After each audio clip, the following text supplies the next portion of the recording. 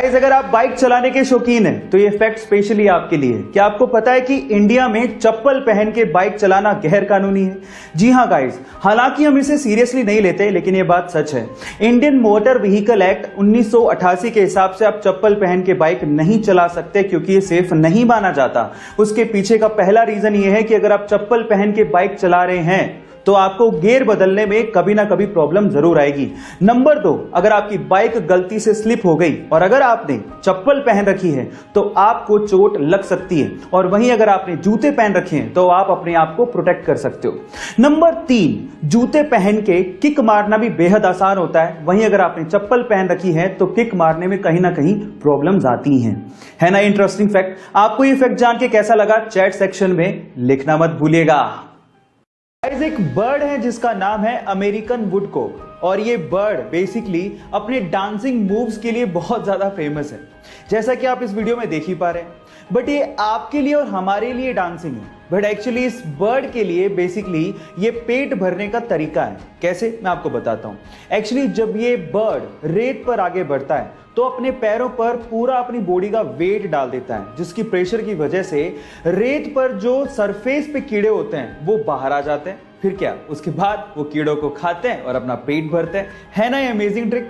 क्या इसके पहले तक ये फैक्ट आपको पता था? और अगर नहीं पता था तो चैट सेक्शन में लिखना मत भूलिएगा।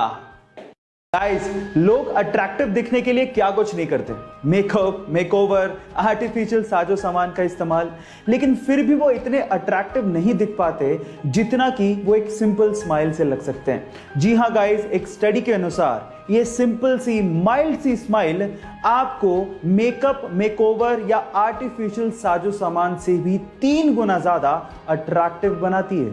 इसका मतलब ये हुआ कि ये सिंपल सी स्माइल आपको वो काम करके दे सकती है जो कि आपका मेकअप, मेकओवर या आर्टिफिशियल साजो सामान नहीं करके दे सकता। इसलिए आप कभी भी किसी से मिले, एक हल्का सा स्माइल दे दें, ये चीज आपको बहुत ज्यादा अट्रैक्टिव बना सकती है।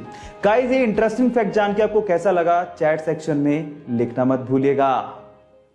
गाइस, जनरली आप लोगों ने देखा होगा कि जब भी हमारे यहाँ पे कोई कंस्ट्रक्शन होता है या फिर कोई रोड बनने वाली होती है और बीच में अगर कोई पेड़ आ रहा होता है तो हम लोग जनरली उसे कटवा देते हैं या काट देते हैं, लेकिन हर जगह पे ऐसा नहीं होता।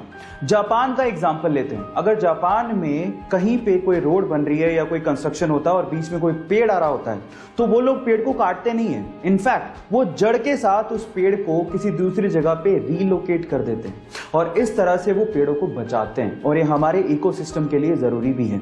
आपको ये जापान का तरीका कैसा लगा और आपको क्या लगता है कि हमारे देश में भी ये चीज इंप्लीमेंट होनी चाहिए? चैट सेक्शन में लिखना मत भूलिएगा। गाइस, क्या आपको पता है कि फिनलैंड में एक 16 साल की टीनेज लड़की जिसका नाम है ईवा मोर्टन, उसे एक दिन के लिए फिनलैंड का प्राइम मिनिस्टर बना दिया गया? है ना अमेजिंग बात? अब ऐसा क्यों किया गया, उसके पीछे का रीजन आप लोगों को सुनना चाहिए। इतनी छोटी सी उम्र में वो लड़की ह्यूमन राइट्स, जी हां, ह्यूमन राइट्स और क्लाइमेट चेंज को लेके बहुत बड़े बड़े अभियान चला चुकी है, और इसी चीज को एप्रिशिएट करने के लिए और यूथ की इस पावर को एप्रिशिएट करने के लिए वहां की गवर्नमेंट ने इस 16 साल की टीनेज लड़की को एक दिन के लिए फिनलैंड का प्राइम मिनिस्टर बना दिया। गाइस, आपको फिनलैंड की गवर्नमेंट का इस तरह से यूथ को एप्रिशिएट करने का तरीका कैसा लगा? चैट सेक्शन में लिखना मत भूलिएगा। छुट्टियां किसे अच्छी नहीं लगती, और छुट्टियां होनी भी चाहिए जिससे हमारी वर्क एफिशिएंसी इंक्रीज होती है, और इसी चीज को लेके जापान की गवर्नमेंट ने एक लॉ निकाला है जिसका नाम है हॉलीडे बाय लॉ। अब इस लॉ में क्या होता है मैं आपको बताता हूं। इस लॉ में कुछ ऐसा है कि 2 हॉलीडेज के बीच में अगर एक वर्किंग डे आ रहा है तो वो working day by default holiday बन जाएगा।